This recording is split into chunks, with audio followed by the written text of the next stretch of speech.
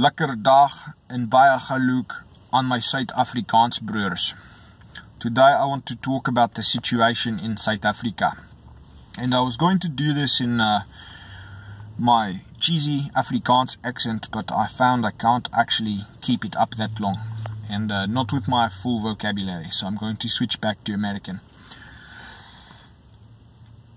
South Africa, we've all heard the narratives. We've all heard the the mass media narratives, the academic narratives about, the evils of apartheid and the legacy of apartheid. So what is the story there? What is the history? What is the situation? And you might also be more familiar with the situation now, which is that the Afrikaans farmers are suffering just an absolutely dreadful rate of violent attacks and murders on their farms, and just the most horrendous, grotesque, gratuitous murders, just insanely violent and gory murders that seem to be motivated by, pure malevolent hatred more than even acquisitiveness or greed. It's just a dreadful situation. Now there are moves by Jacob Zuma. He's been talking a lot about, expropriation of farmland without compensation. And Julius Malema, who is a former ANC Youth League minister and now a leader of a major opposition party, also talking about the same stuff. And they would have to amend the Constitution to do this legally. But they're getting dangerously close to the political will and the numbers to do this. And so it's really a precarious situation for the Boer farmers. And they have all these narratives demonizing them and casting them as the historical villains. But what's the real story there? The Cape Colony was founded in 1652 by the Dutch East India Company to resupply ships headed to the Dutch East Indies. And so they've been there, almost as long as the Pilgrims and the Puritans have been here. And after they started settling these lands, these coastal lands in the west of South Africa, they didn't see a black man for like 125 years. There was a native population of Khoi, of Bushmen, and they did compete and conflict with those for land and other resources, and that was a very disruptive influence on those societies, and they were ultimately subjugated. Some of them were enslaved, and they became a source of slave labor and wage labor for the Cape Colony. Slavery was ultimately abolished sometime later after some more Malay slaves had been imported for farm labor and such. And those people, the Khoi and the Malay, with some Dutch admixture, became what are known today as the Coloreds in South Africa. And they are, they were one of the racial categories in the apartheid scheme, and they had a slightly higher status and more privileges than the blacks. And they have closer relations with the whites, and there's been more cultural exchange. They speak Afrikaans predominantly, Afrikaans, and because they've been living together for hundreds of years. And the Afrikaners have been accused, I think pretty unfairly, of having taken the land. And if you really look at it, though, the most lethal episode in recent, let's say, recorded South African history is something called the Mfecane, which is Zulu for the crushing. And basically, in the early 19th century, the Zulu were fucking with everybody around them so hard that a lot of neighboring tribes just packed up and left. And they invaded other lands and displaced other tribes in turn, leaving, a huge buffer zone around the Zulu that basically nobody wanted to live in because they were such dicks. And this coincided in time pretty closely with the transfer of control over the Cape Colony from the Dutch to the British. And a lot of the Cape Dutch didn't want to live under the British, so they packed up their wagons in something called de Grote Trek, the Great Trek. And these voortrekkers, or pioneers, set off for the Highveld, the high plains in the interior of South Africa. And they found all this land that was uninhabited because nobody wanted to live around the Zulu. And of course they had to fight the Zulu to demarcate the boundaries of that land, what would become their land. And, but there's nothing untoward there. That's just how this works. And they ultimately did, conquer the Zulu and other similar tribes and exercise hegemony over them. And so, nobody likes that. And, it's predictable that there's going to be reaction against that and resistance to that. And so from that perspective, maybe apartheid was not sustainable. And if you look at the demographics, in the early 20th century, the Union of South Africa, it's like 40% white.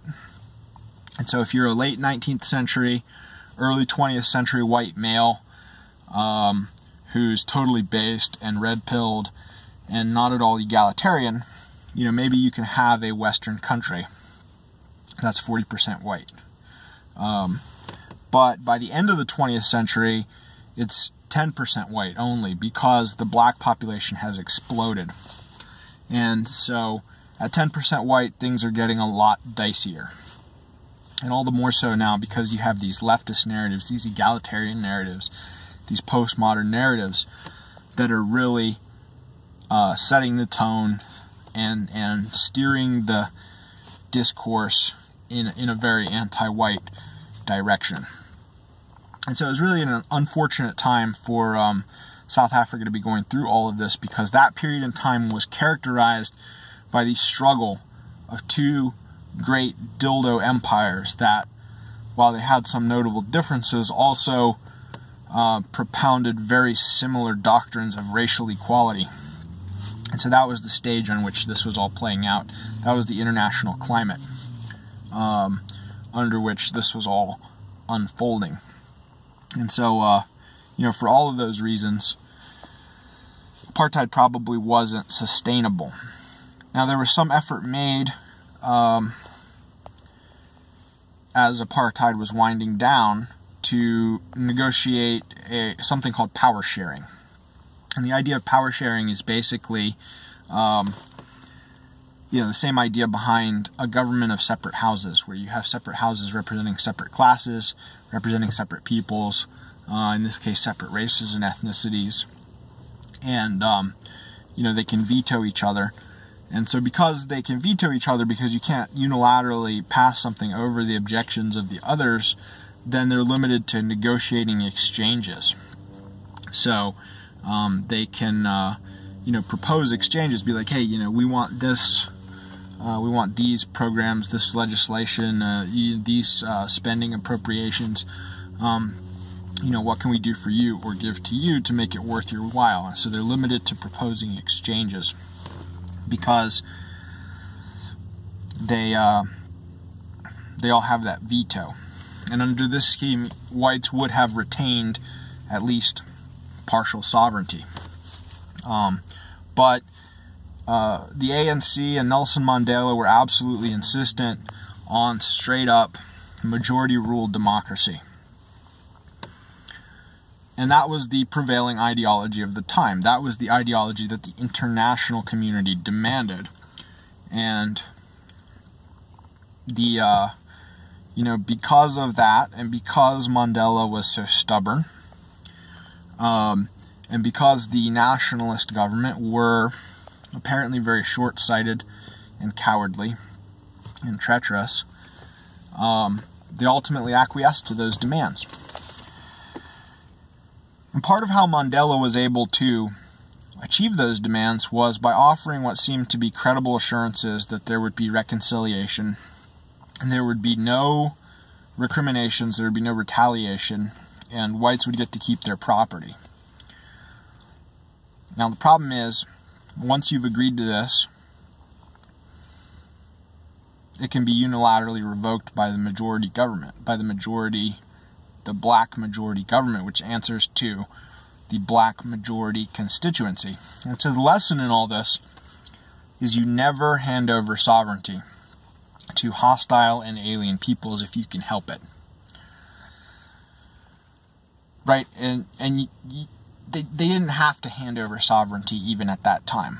Right? Even with just 10% of the population, they could have handily won an armed conflict. And now, after 25 years of multiculturalism and democracy, that's an iffier proposition. And, the sabers are rattling, or the pangas, the machetes, are, rattling. And people are calling for blood, and they want the land. And they want to amend the Constitution so they can take the land. And if they haven't amended the Constitution, or they can't take the Constitution, they're going to take matters into their own hands, and they're going to go onto these farms and kill the farmers, and do this all on their own initiative, and the government's not going to do seemingly anything about it. So, what's the lesson in all this? This is the test case.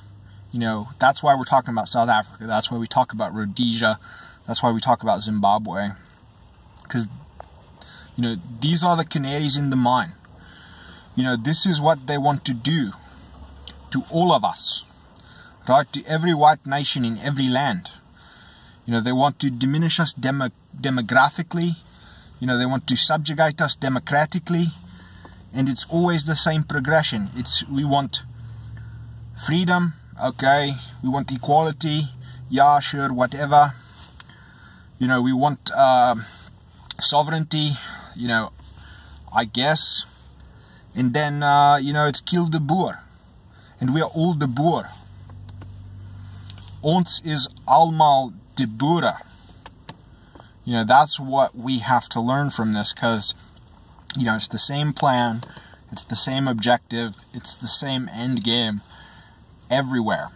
And I hope that the South Africans, and I hope that the Afrikaners, can pull a decent solution and a decent resolution out of this mess for themselves. But, it's worth looking at, it's worth studying, it's worth examining, and it's worth learning the lessons that are there, because there are plenty of them. And, you only have to, that's us in 50 years. That's where we're going to be in 50 years. And as far as just a personal side note, I actually lived when I was a kid, my parents were missionaries in one of the former black homelands of South Africa, Transkei. And that's where I lived until I was 6 years old. I was, fluent in Xhosa, which I've since totally forgotten. I might know a handful of words still. But a very interesting experience.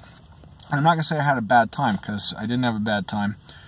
I had a great time, and I didn't really have a problem with anyone. I had friends my age and everything. And, there are probably some reasons for that. One thing was, we weren't trying to maintain like a first world standard of living. We were living in the village with the people, how they lived. We lived in a rond hovel, a mud hut, and it was probably a little better appointed than average for a mud hut. And we had some amenities. We built a pit latrine and an outhouse. Most people just went out and shat under a rock. So that was, some of the things we did, they probably regarded it more as an eccentricity that they didn't really understand, rather than ostentation. And so there wasn't necessarily that envy or resentment there that you would have if you were trying to maintain a first world standard of living among people who can't sustain a first world standard of living. And, my parents bought into the whole legacy of apartheid thing, that whole narrative, colonialism. But it was pretty obvious to me that there were just some differences there and different choices that people were making. Because a lot of people in the village had or were making, as much money, if not more money, as my parents on their, missionary stipend. And, they were just making very different choices with it.